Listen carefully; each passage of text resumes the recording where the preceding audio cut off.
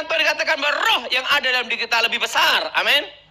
Nah, ilmu santet adalah ilmu teknik membunuh tanpa jejak. Sebelum saya bertobat, saya diajarkan bahwa 3 tingkatan santet. Pertama, santet 1 pulau. Kedua, santet 1 negara. Ketiga, santet 3 benua. Nah, disitulah saya diajar bagaimana menggunakan ilmu itu. Setiap pengiriman ilmu santet itu pasti ada tanda bunyi. Tepat di atap rumah. Itu santet tingkat dasar. Apa saudara? Santet tingkat. Kalau orangnya di luar pulau, tidak kena. Karena itu santet 1 pulau. Nyebrang laut. Kenapa? Setan mau pindah lokasi, harus ada surat izin mutasi pindah. Makanya itu santet 1 pulau. Nah, yang dengar bunyinya itu adalah target. Nah, dan yang kedua, santet menggunakan tingkat dasar adalah santet yang pakai benda-benda dengan unsur logam. Apa saudara? Paku, jarum, pines. Misalnya boneka pun ada talinya, setelah itu ada kawat maupun jarumnya. Dan setelah itu gunting, linggis, setelah itu silet, unsur-unsur logam yang dipakai. Nah, santet tingkat dasar, kalau orangnya tidur di lantai, tidak bisa kena. Tapi kena masuk angin. Kenapa? Karena di bumi ada namanya gaya gravitasi. Jadi kalau setengah meter, dia tidur setengah meter di tanah, lolos. Di atas setengah meter, pasti kena. Pak, kalau di lantai atas gimana? Tetap kena, di atas setengah meter. Nah, itu dari tanah pokoknya. Dari tanah setengah meter. Ini tanah setengah meter. Aman dah. Begitu bunyi, tidur, langsung. Selamat dah. Kenapa? Ada gaya gravitasi. Dan santet itu menggunakan namanya radar suhu panas. Makanya dulu sebelum saya bertobat, untuk mengalihkan ilmu santet, saya diajar sejak kecil tidur dekat dengan api. Misalnya saya tidur, dikasih minyak teplok, ada minyak tanah, ada apinya. Kalau santet dikirim, ingat, ini ada apa? Api. Syetak. Pasti langsung minyak teploknya pecah, mati. Nah, langsung sebelum bertobat tak balas, ganti bunuh gitu dah. Nah, tapi pengalih perhatiannya apa? Dari suhu panas. Nah, makanya santet yang pertama waktu dikirim pasti gagal. Karena apa? Jalan melalui apa? Suhu panas. Makanya kalau ada lampu dinyalakan, orangnya tidur, waktu dikirim santet, lampunya hancur. Pak, lampunya mati, itu konslet lain. Kalau santet pecah, wah gitu. Nah, kan kadang ada orang waktu dikirim ilmu santet, dia ketiduran, TV-nya masih hidup. Tak, hancur tuh TV. Karena santet berjalan dengan apa? Dari suhu panas. Dan selalu menggunakan weton hari kelahiran. Kenapa weton hari kelahiran? Karena dipercaya di mana orang itu lahir, disitulah titik kematian. Jelas saudara? Titik apa saudara? Kematian. Makanya seorang dukun itu pakai weton. Nah, setelah weton, suhu panas. Nah, di dunia nyata itu ada namanya dunia gaib. Nah, dunia gaib itu adalah bayangan dari bumi, tidak berbenturan dan tidak menyatu. Misalnya ini, kertas ini, tisu ini, benda nyata.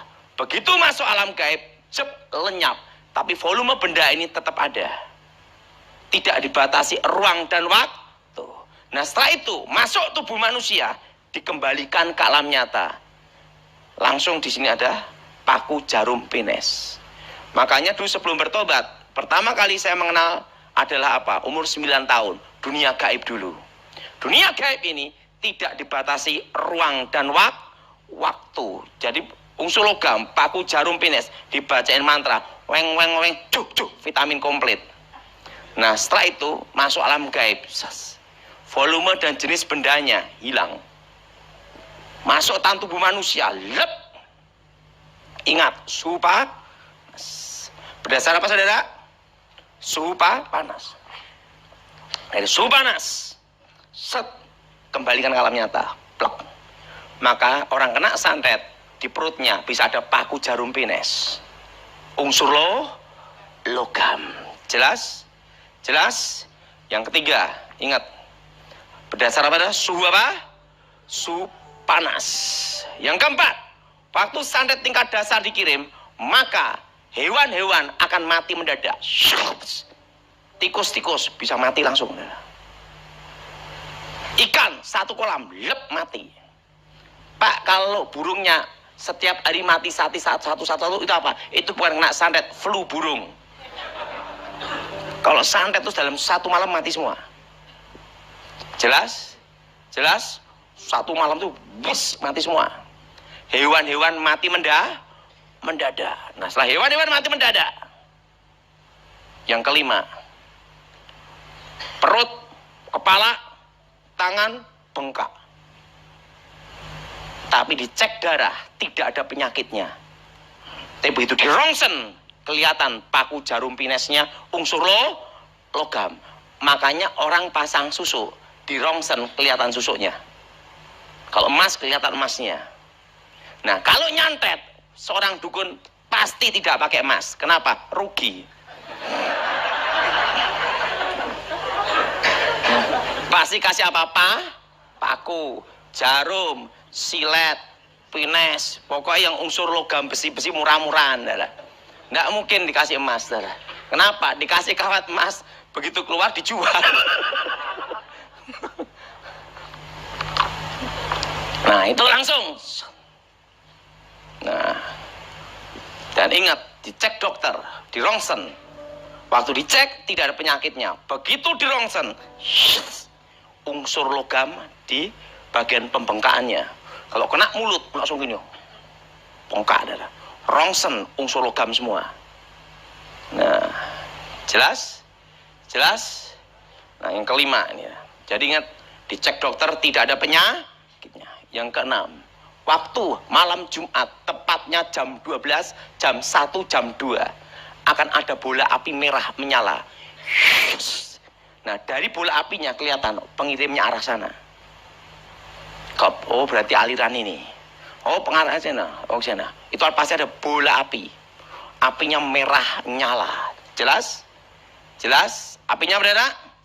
Merah nyala. Nah, setelah itu malam banyak anjing menggonggong. Bukannya saya mirip dia. Ada setan lewat. Hawa panas. Dan yang ketujuh, orangnya akan bermimpi ketemu arwah-arwah yang sudah meninggal. Dia mimpi ketemu orang-orang yang sudah apa? Meninggal. Orang-orang yang mati dah. Terus. Dan orang yang kena santet pasti tahu siapa pengirimnya. Kenapa? Waktu santet dikirim, itu diikatkan juga dengan tali batin sang pengirim. Semakin kecewa, semakin dendam, semakin amarah, maka santet ini semakin kuat masuk seseorang. Nah, Pak, kalau pengirimnya hanya iseng-iseng gimana? Santetnya tidak terlalu kuat. Karena tergantung dari apa? Yang mau ngirim, kebenciannya gimana. Jelas? Semakin benci, semakin dendam. Langsung. Dan seorang dukun sebelum nyantet, dia akan tanya sama pasiennya dulu. Apakah kamu siap menanggung resikonya? Kenapa? Kalau gagal senjata makan tuan. Biasanya kasih air dulu. Suruh minum. Tapi pasien takut mati. Kasihkan pembantu. Pembantunya minum. Gagal nyantet, pembantunya modar. Untuk. Nah, jelas? Jelas? Nah, bola api, hewan melonglong. Setelah itu hewan mati, bukan hewan, tanaman-tanaman mati mendadak.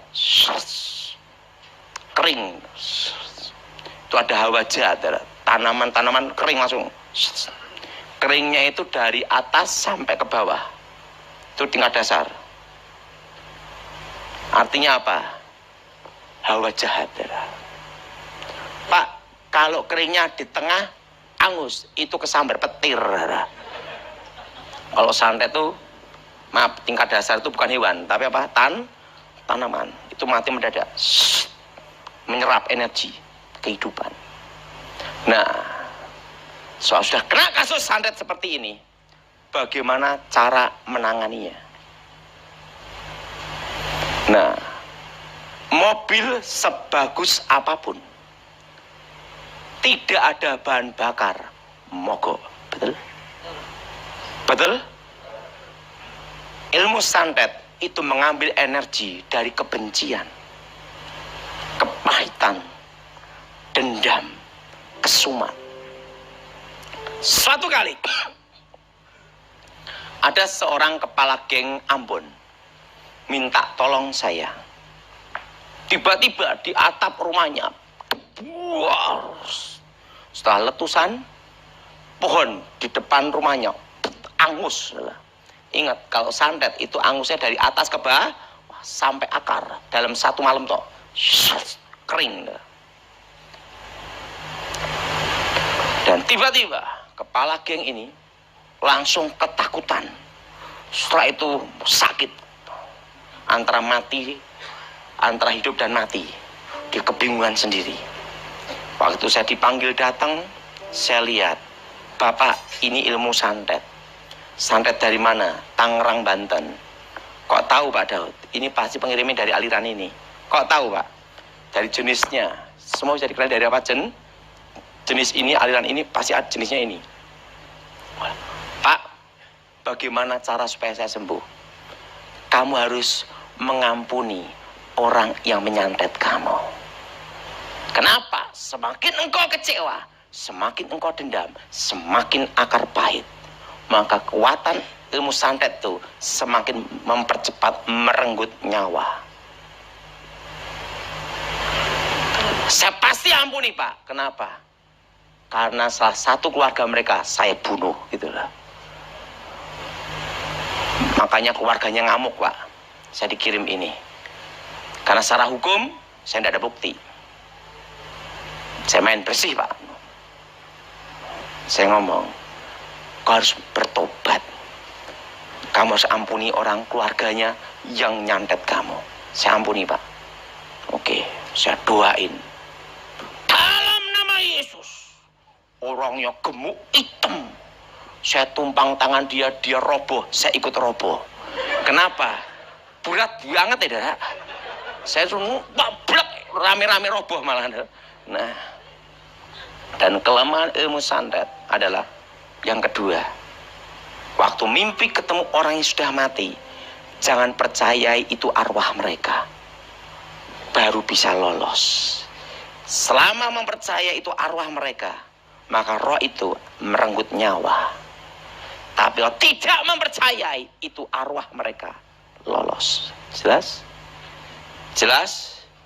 Kalau orang kena santet tingkat dasar ini, asal dia menghadapi tanpa kebencian, tanpa kecewa, tanpa akar pahit, tanpa dendam, maka ilmu santet itu energinya hilang.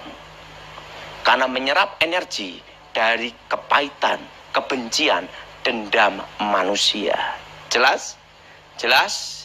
Maka ada iman, ada pengharapan, tapi yang terbesar adalah kasih.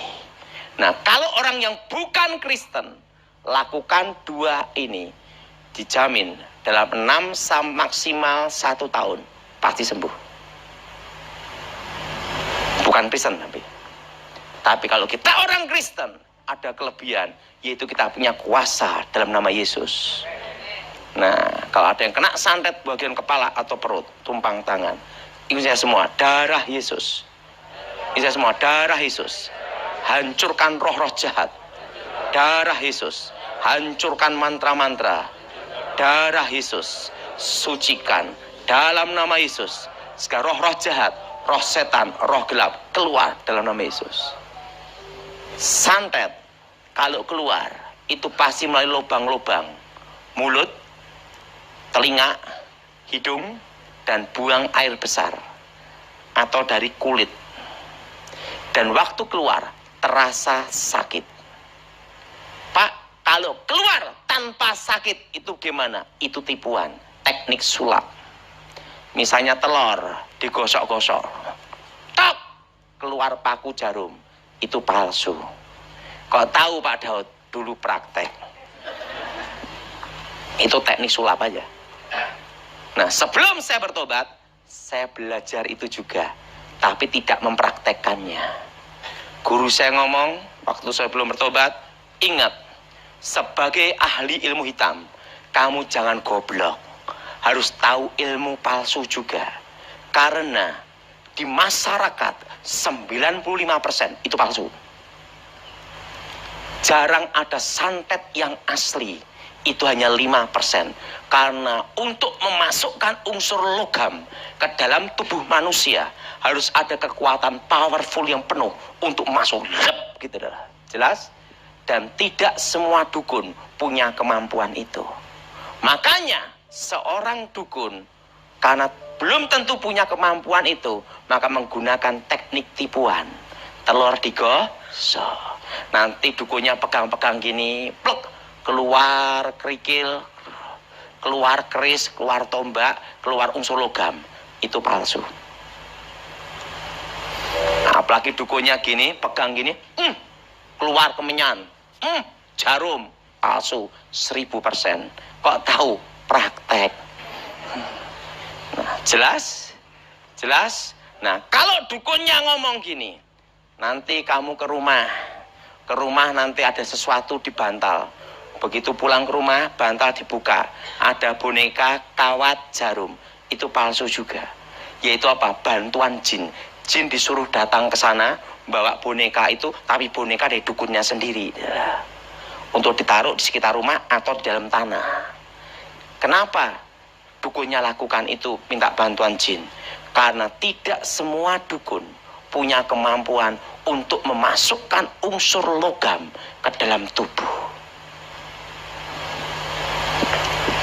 Jelas? Jelas? Nah, yang ketawa-ketawa berarti pernah ketipu. Nah, jelas? Nah, ini santet apa? Tingkat apa? Dasar. Nyebrang laut nggak bisa. Udah terlanjur masuk, walaupun nyebrang laut percuma, karena udah bendanya udah terlanjur masuk.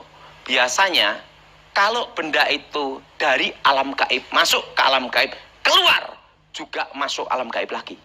Waktu didoain dalam nama Yesus, hilang, langsung kempes, normal. Kalau kita orang Kristen punya kuasa demi nama Tuhan Yesus. Dan ingat, santet tingkat dasar ini punya kelemahan. Apa Dara? Gravitasi bumi. Dan suhu apa? Panas. Makanya untuk mengecoh santet, itu sebelum saya bertobat, itu ada namanya api, tidur dekat api. Atau lampu diterangin. Supaya apa? Salah saran. Tapi listrik mahal, betul? Begitu ada unsur api, itu santet sejago apapun, pertama kali dikirim pasti gagal. Karena menentukan apa? Target. Biasanya gagal dulu. Nah, gagalnya apa? Terkecoh oleh suhu panas. Nah, makanya kalau dia tidur, kan terutama dikirim santet itu malam, darah. Lampunya terang semua, kan panas semua, adalah. Wah, itu susah lagi nyantetnya, adalah. Kenapa? Untuk mendeteksi suhu panas. Biasanya seorang dukun itu menggunakan apa? Weton. Setelah itu benda pengenal. Benda pengenalnya apa? Bekas baju. Yang pernah ada keringatnya dia. Tapi sejago apapun, kalau ada lampu terang semua, banyak salah saran. Jelas? Jelas? Jelas? Kenapa? Ingat, apa saudara? Suhu panas. Nah,